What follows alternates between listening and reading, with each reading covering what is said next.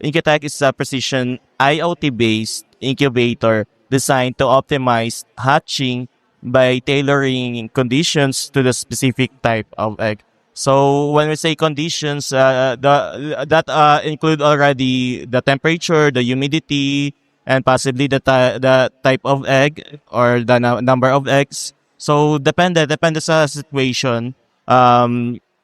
Kumbaga may flexibility for the users, and then while still remaining the quality, achieving the best quality of the incubated eggs.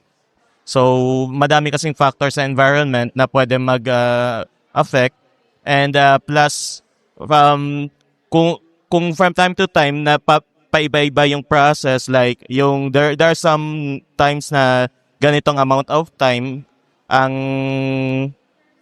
pag-incubate, while there are other times na longer or shorter. So naapektuhan po yung quality ng incubated na eggs po.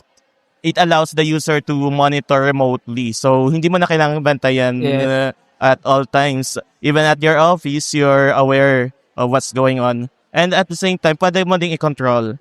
May mga settings sa user interface that allows you to adjust the temperature, humidity, and so on.